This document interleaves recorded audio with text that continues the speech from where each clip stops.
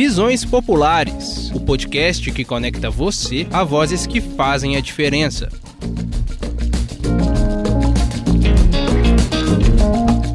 Boa tarde, está começando mais um Visões Populares, trazendo para você, ouvinte, entrevistas exclusivas, produzidas pelo Brasil de Fato de Minas Gerais. Defender Cuba hoje, na minha opinião, é um exercício de humanidade, é defender uma sociedade onde as pessoas não tenham que morrer de trabalhar, como é no capitalismo. Então, hoje, Cuba está na mira do Trump, é extremamente problemático para o povo cubano, mas para toda a humanidade, né, que vislumbra uma outra forma de se organizar, que não seja essa baseada nos valores capitalistas e individualistas que a gente vive. Cuba enfrenta hoje a sua pior crise desde a Revolução de 1959. Na última semana, a ilha viveu 2 apagões nacionais, devido à falta de combustível resultante do endurecimento das sanções impostas pelos Estados Unidos e do fim da ajuda vinda da Venezuela, que parou de comercializar petróleo com a ilha depois do sequestro do presidente venezuelano Nicolás Maduro pelos Estados Unidos em janeiro desse ano. Eu sou a Flora Vilela e o Visões Populares de hoje conversa com a vereadora de Belo Horizonte pelo PSOL, Aísa Lourença. Junto a outros parlamentares, lideranças políticas e populares, ela esteve no Nuestra América Comboio a Cuba, um comboio humanitário que contou com mais de 650 pessoas de 300 organizações do mundo inteiro e levou solidariedade e apoio humanitário a Cuba. Após 10 dias no país, Isa nos conta quais os efeitos do bloqueio, explica suas razões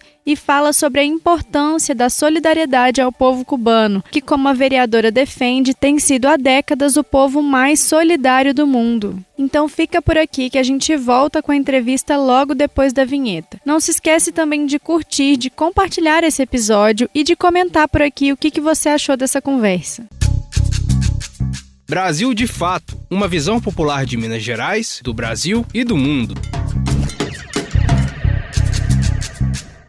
A gente vai tratar de Cuba nessa entrevista, e aí queria começar pelo começo, porque embora a gente fale muito sobre Cuba e ela tenha sido inclusive muito mobilizada nos últimos anos nos discursos da extrema-direita, nem todo mundo sabe a história da ilha, né? Então eu queria que você começasse retomando para o nosso ouvinte um pouquinho da história de Cuba e da Revolução Cubana e por que até hoje a ilha sofre com tantos embargos. Isso é importante, né? Na década de 60, então vamos lembrar assim, né? Década de 60 que o Brasil teve um golpe militar, que os Estados Unidos interferiu diretamente para iniciar uma ditadura militar no Brasil. Cuba estava vivendo um processo revolucionário em que o povo cubano rompe, né, com os Estados Unidos e as suas influências na ilha, influências que tinha não só dos Estados Unidos, mas também dos espanhóis, né, que foi quem colonizou Cuba, e o povo cubano rompe com as influências, com a superexploração que o imperialismo tinha ali, né, que o próprio Estados Unidos tinha sobre a ilha, e realiza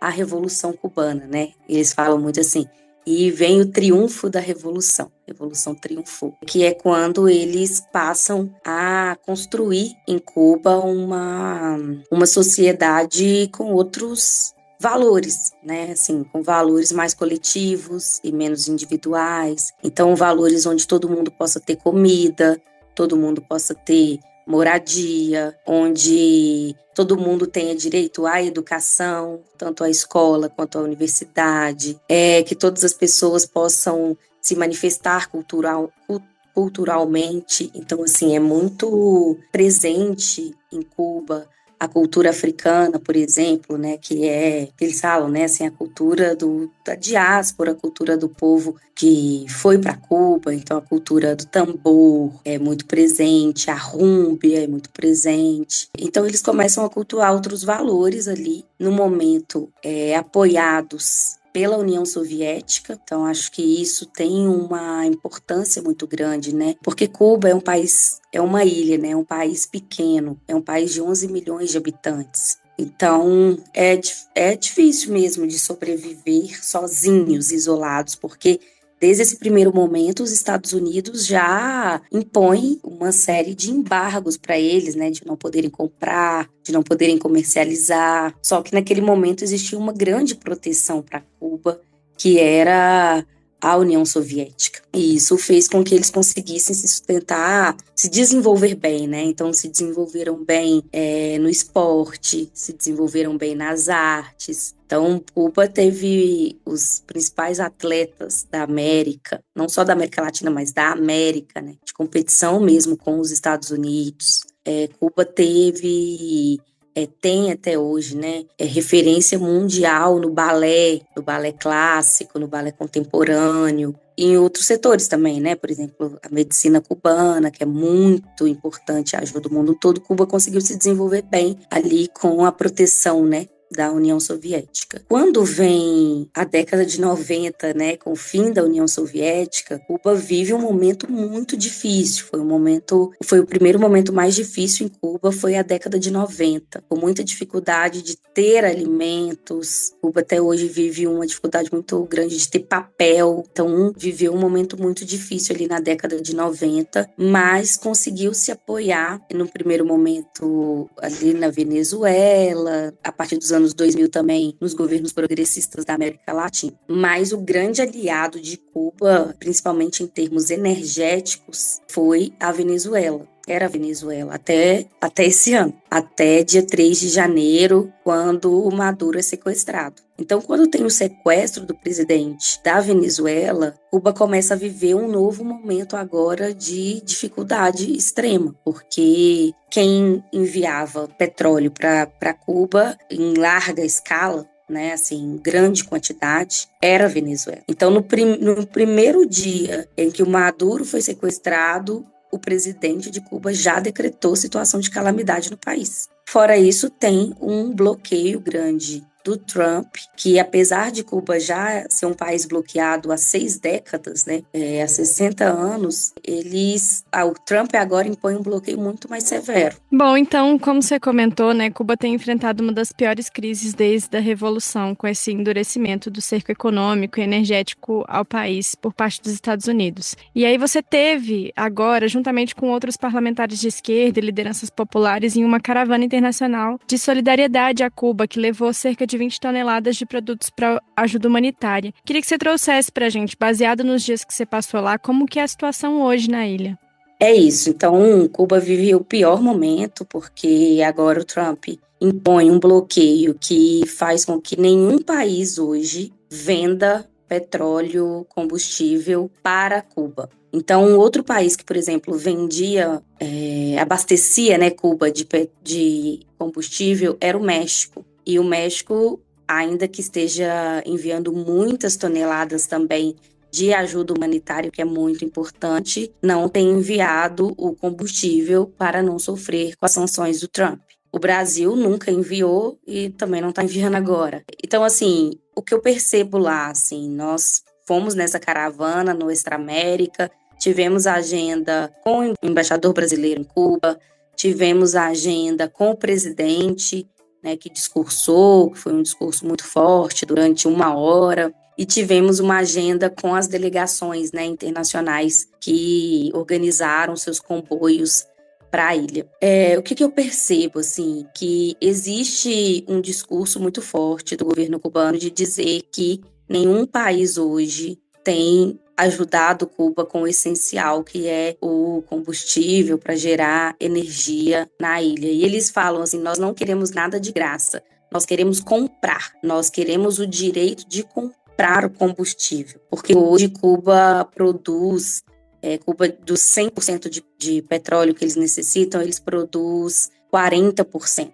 Então, eles têm uma produção própria, mas a maioria deles vinha de outros países. Então, tem feito o povo sofrer muito, né? A falta de energia. E, agora, é uma demonstração, na minha opinião, de força do regime cubano, do povo, que as escolas continuam funcionando. Então, assim, mesmo sem energia, as escolas funcionam, os hospitais funcionam. E é importante, porque assim, eu passei na frente de muitos hospitais. Não é... às vezes você pensa numa calamidade, né? Você pensa em hospitais lotados, as pessoas não terem onde ficar, né? Mas não é essa situação lá. Como em Cuba eles trabalham muito a prevenção, né? Então, eles trabalham muito a prevenção de doenças e isso continua funcionando bem. Então, os hospitais super vazios, é muito difícil alguém buscar um hospital. O problema é com a falta de energia, por exemplo, para colocar os remédios que precisam ser refrigerados, com a falta de medicamentos também que eles têm, né? Muita falta de medicamento, porque não conseguem comprar.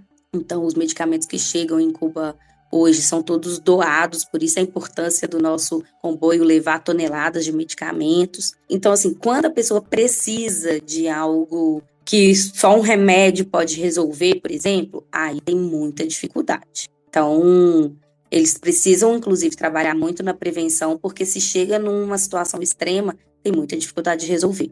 Mas eu acho importante registrar isso, os hospitais vazios, funcionando, com as dificuldades, as escolas funcionando, mas o que me entristeceu muito, eu fiquei hospedada em frente à Universidade de Havana, e a universidade é maravilhosa, porém completamente fechada. Então, não tem como a universidade funcionar. E é muito difícil você manter aulas online, porque também não tem energia para as pessoas terem aulas online.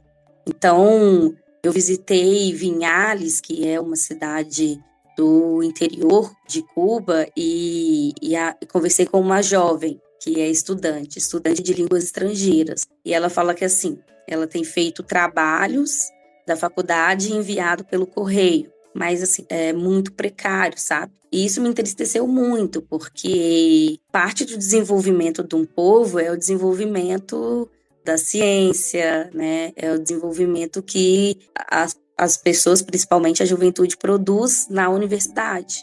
E a universidade está completamente fechada, é um sintoma muito trágico, né, do que está acontecendo ali. Então, pude perceber isso, assim. E eu vivi em Cuba 2 apagões em uma semana, o que não é comum de acontecer, tá? É comum que muitas cidades tenham um racionamento de energia, então, às vezes, em algumas cidades passam apenas 4 horas por dia com energia, isso acontece. Mas como Cuba vive muito do turismo, nos locais turísticos, geralmente nunca falta energia. E esse ano já teve um apagão nacional, ou seja, faltou energia em todos os lugares, 3 vezes. Isso não é comum. O que eu ouvi das pessoas de lá é que de 2019 para cá, isso tinha acontecido 5 vezes. Então, assim, em anos, isso tinha acontecido 5 vezes. Esse ano já aconteceu 3, sendo que o primeiro foi no início de março e os outros 2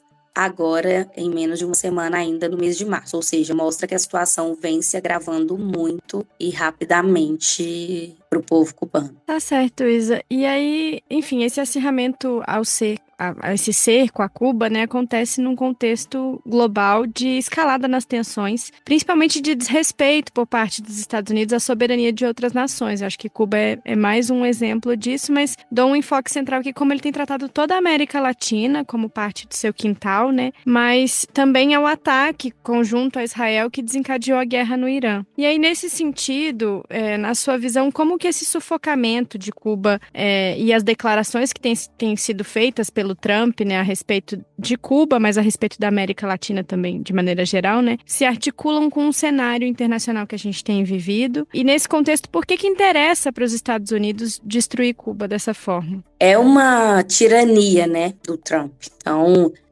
acho que é muito importante a gente entender, assim, o que acontece em Cuba hoje. Como disse o embaixador do Brasil, uma reunião conosco, disse, é uma guerra sem bombas, né? É você querer matar as pessoas por sufocamento, de maneira lenta e agonizante. Porque é isso que está acontecendo em Cuba. Você imagina que não ter energia, gente, não adianta você ter carne para comer em casa, porque você não tem como armazenar essa carne, sabe? Então, assim, vai gerando uma situação de insegurança completa. Então, e isso tem muito a ver com Cuba não aceitar os mandos e desmandos, né, dos Estados Unidos. Então, assim, desde que Cuba faz a revolução e fala, não, aqui as pessoas vão viver de maneira comunitária. Aqui é um país socialista, né, onde se prega e se desenvolve a igualdade social. O centro do império quer acabar com isso. O centro do império fala, não, nós não podemos deixar triunfar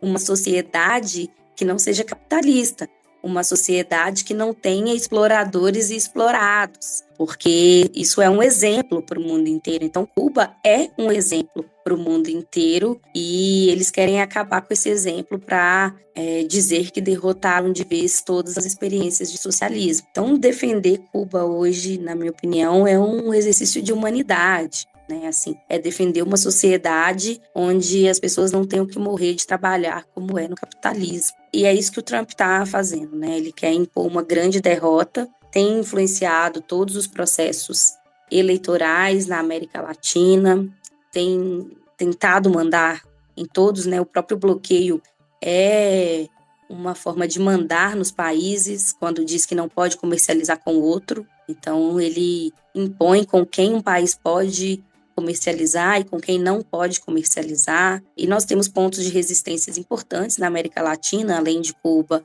o México, né, com a Cláudia Sheinbaum, a Colômbia com Petro e a França, o Brasil com Lula, mas o Uruguai também é um ponto de resistência importante.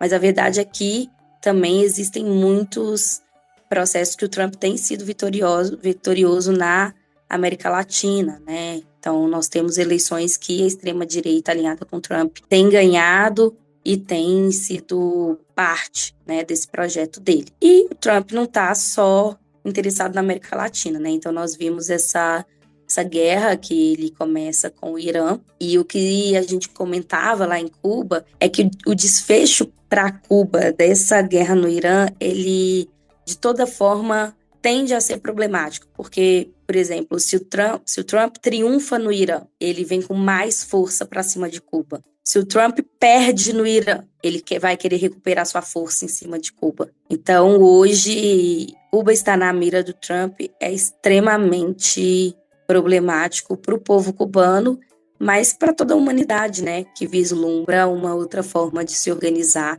que não seja essa baseada nos valores capitalistas e individualistas que a gente vive. Espera um momentinho que a gente já volta para continuar a entrevista.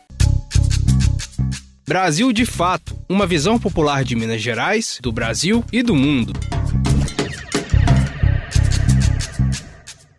Bom, e aí, com tudo isso que tem acontecido, né, a gente não tem como deixar de se perguntar como que deve ser o posicionamento de outras potências, de outros grandes países aí no mundo, né, que historicamente demonstram algum apoio a Cuba. E aí, nesse sentido, como que você avalia o envolvimento, nesse caso, de países como China e Rússia? E o que você acha que a gente pode esperar de ações mais diretas em defesa de Cuba, se a gente pode esperar ações mais diretas em defesa de Cuba? Bom, sobre a China, assim, o que eu tenho conhecimento é que a ajuda, né,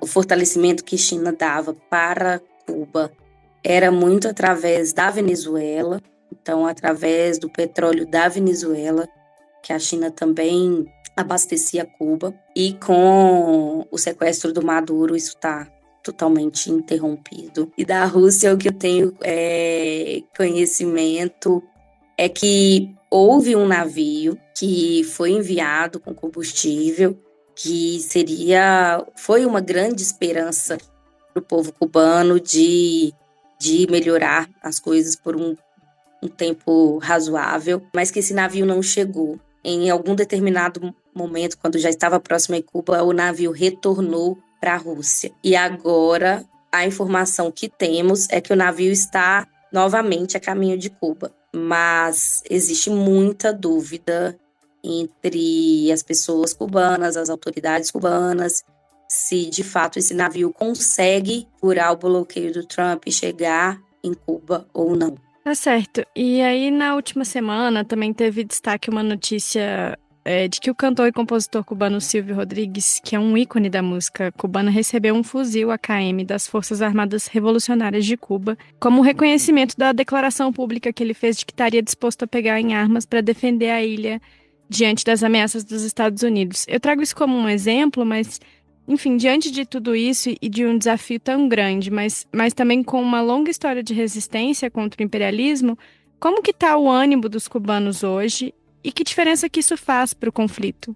Flora, eu percebi que das pessoas mais velhas, as pessoas que ou viveram o triunfo da Revolução, ou viveram os primeiros anos da Revolução, elas assim, pátria ou morte, né? Que lá tem essa fala muito forte que é pátria ou muerte, venceremos. Então, são essas as pessoas, assim, muito na defesa do regime cubano. Eu ouvi de senhores, assim, eu prefiro morrer do que ser escravizado pelos Estados Unidos novamente. Então, assim, existe entre as pessoas mais velhas esse sentimento. Agora, preciso dizer que entre a juventude é um sentimento diferente. Porque entre a juventude, imagina, são as pessoas que nasceram e já nasceram em um país bloqueado, já nasceram em um país... elas não viram o contraponto, sabe? Então, existe um sentimento, assim, do jeito que tá, não dá pra ficar também. Do jeito que tá, assim, a gente não consegue sobreviver. E isso é um sentimento forte, principalmente entre jovens. É importante, assim, a gente ter isso na nossa conta quando a gente vai pensar sobre quais os caminhos que o governo cubano vai traçar, né? Acho que o governo cubano, inclusive, já deu algumas demonstrações de disposição de negociação com o Trump, mas a imposição do Trump é de não negociar com Cuba. Então, assim, a situação é de fato muito, muito difícil, na minha avaliação, porque mesmo para resistir belicamente, digamos assim, você tem que ter condições, né, dessa resistência. E hoje as condições em Cuba são difíceis. Assim, ao mesmo tempo, acho importante dizer, é um país resiliente, como eu disse, a situação que está, manter hospitais funcionando, manter escola funcionando, sabe? Conseguir manter um trabalho político importante, distribuição de alimentos, tudo isso é muito importante, assim, isso mostra que Cuba tem uma trajetória da comunidade, comunitária, de prevenção, de valorização do que é mais importante, né, como as escolas, por exemplo, que é muito importante, assim, para a resistência deles nesse momento. Agora, eu sou daquelas que não floreiam muito a realidade. Ao mesmo tempo, é importante que a gente saiba que a situação está extremamente difícil para o povo cubano. E muitas pessoas não estão vendo outra saída que não uma negociação. Acho que é importante dizer que alguns países, como o Brasil e o México, estão, assim, junto com a ONU, tentando uma negociação com o Trump de combustível humanitário, que eles estão chamando, que é a entrada de combustível para o funcionamento de coisas básicas, né? Porque é isso, para que os hospitais continuem, para que as escolas não parem de funcionar, ou mesmo para que a defesa civil, porque Cuba é uma ilha que costuma ter furacão, né? E que eles têm uma capacidade muito grande de transportar as pessoas de um lado para o outro quando tem furacão, por exemplo. Agora, com falta de combustível, vai ser mais difícil. Então, assim, existe uma tentativa de negociação para combustível humanitário para que as pessoas não morram por conta desse sufocamento que o Trump está fazendo na ilha. Mas não tivemos notícia de nenhuma disposição do Trump de negociar nesse sentido. Então, o que a gente vê é que o Trump está disposto a deixar as pessoas morrerem na ilha se elas não fizerem o que ele manda. E, nesse sentido, é uma situação muito difícil. Que ainda que as pessoas estejam resistindo, não se sabe por quanto tempo mais elas vão conseguir resistir. Tá certo. E aí estamos quase chegando ao fim da entrevista, mas movimentos sociais, organizações populares e políticas, elas têm se organizado para enviar alimentos. Você trouxe bastante ao longo da entrevista, né? Alimentos, remédios, itens básicos de solidariedade para Cuba. A Rússia e a China também têm contribuído de alguma forma com essa ajuda humanitária, né? Mas queria entender de você como que você enxerga a importância dessa solidariedade internacional. Agora acho que ficou bem claro também ao longo das outras perguntas, mas se quiser complementar, né? E além de solidariedade, como que deveria ser o posicionamento prático do Brasil nesse momento, principalmente do governo brasileiro? Eu acho que, assim, a solidariedade, ela é fundamental nesse momento. Porque, como eu disse, assim, a dificuldade, né, de resistência, ela é amenizada quando a gente tem mais solidariedade, né? Então, assim, a gente consegue sobreviver mais tempo resistir por mais tempo quando a gente não está sozinhos, né? Então, a gente dizia muito lá em Cuba, Cuba não está sola, não está sozinha. Quando o nosso comboio passava na rua, teve muitas pessoas nas janelas agradecendo, interagindo com a gente. E a gente dizia, nós que temos que agradecer, porque Cuba é o país mais solidário do mundo, né? Cuba é o país que envia médicos para as cidades do interior, onde os médicos dos próprios países não querem ir. Cuba é o país que envia professores para alfabetizar as pessoas em lugares que outros professores daquele próprio país não querem ir. Então, assim, é um país muito solidário. E agora nós precisamos devolver a solidariedade que Cuba, apesar de toda a dificuldade que sempre viveu, Cuba sempre foi um país muito solidário. Então, nós precisamos devolver essa solidariedade agora. E aí, tinha 2 palavras de ordem lá que eu acho que são fundamentais para essa resistência agora. A primeira é You can't block the sun, que você não pode bloquear o sol. Então, assim, as pessoas estão levando muitas placas solares para garantir a energia com a luz do sol. Que essa é a luz que pode salvar Cuba nesse momento. Isso para mim é muito importante. Então, assim, nós vamos também buscar aqui painéis solares para conseguir mandar a Cuba para poder abastecer a ilha aí com a luz do sol, né? A luz do sol que eles já têm, mas que a gente consiga capitalizar para gerar combustível para as coisas funcionarem. E a outra palavra de ordem é: você não pode bloquear a solidariedade. Então, isso para mim é muito importante também. Assim, dizer para um tirano, né, que hoje manda e desmanda no mundo, que ele não pode bloquear a solidariedade, para mim é um ato de resistência muito forte. É assim, nós vamos furar o bloqueio. Nós chegamos em Cuba com mais de 20 toneladas de medicamentos e alimentos. E isso foi junto com pessoas do mundo inteiro, né? Mais de 30 países. Eu conheci gente da Itália, da Argentina, do Chile, do Uruguai e muitas pessoas dos Estados Unidos que estão nessa luta contra seu próprio governante. Achei isso muito, muito importante. E nós precisamos continuar enviando, né, essas doações. O MST, em geral, né, tem caravanas para Cuba e acho que podemos pensar como levar, né, próximas doações que a gente arrecadar. E eu acho que nós precisamos continuar essa solidariedade. Um exemplo, assim, nós levamos também absorventes para as mulheres cubanas. Então, levamos muitos absorventes. E o que eu percebi lá, raramente, ou para não dizer nunca, mas eu não conheci nenhuma mulher cubana que usa absorvente de plástico, que usa esses absorventes descartáveis que a gente usa. Por quê? Porque ele não é sustentável. Então, eu levei uma mala inteira de absorventes. Mas quando eu fui pensar no impacto disso, é muito pouco. Então, nós precisamos mesmo conseguir as doações de absorventes ecológicos e reutilizáveis. Então, eu levei uma pequena mala com absorventes ecológicos e reutilizáveis e eu senti que esses absorventes foram muito mais efetivos. Porque aí, para as pessoas que eu doei, elas falaram assim, nossa, muito obrigada, porque os que eu tenho já não está dando mais para usar. Então, elas já têm um costume de usar esse tipo de absorvente que é reutilizável, porque os descartáveis não se sustentam. Então, eu fiquei muito impactada com, assim, além de voltar para o Brasil e conseguir doações de painéis solares, né, para a ilha, de conseguir absorventes ecológicos e reutilizáveis, porque acho que essa é uma demanda mais real das mulheres cubanas, sabe? Então, acho que a gente precisa continuar cercando de solidariedade para que a gente fortaleça a resistência na ilha.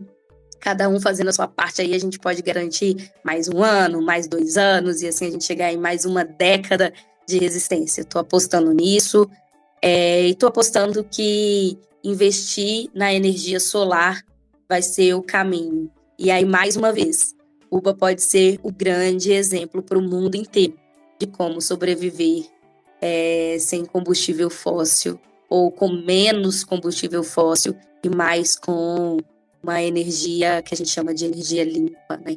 No seu próprio país e no mundo. Bom, gente, a nossa conversa foi boa, mas o Visões Populares de hoje fica por aqui. A gente agradece muito a participação da Isa, que voltou ontem de Cuba e já nos cedeu essa entrevista hoje de manhã. E na próxima semana tem mais entrevistas exclusivas e reflexões que transformam. Sempre às quartas-feiras, no canal do Visões Populares, no Spotify, na Rádio Autêntica Favela FM, no site ou no canal do Brasil de Fato MG no YouTube. Se você está ouvindo a gente agora pelo Spotify ou pelo YouTube, comenta por aqui o que você achou desse episódio. Não se esqueça de compartilhar o episódio com os amigos e de dar 5 estrelas para o podcast. Se você está ouvindo a gente pela rádio, perdeu alguma parte do episódio, quer ouvir de novo ou quer compartilhar com os amigos, é só buscar Visões Populares lá no YouTube ou no Spotify. Acompanhe também o Brasil de Fato de Minas Gerais nas redes sociais para você não perder nenhuma novidade. E até lá! Se encerra aqui o Visões Populares, análises e reflexões sobre os temas que impactam o nosso dia a dia.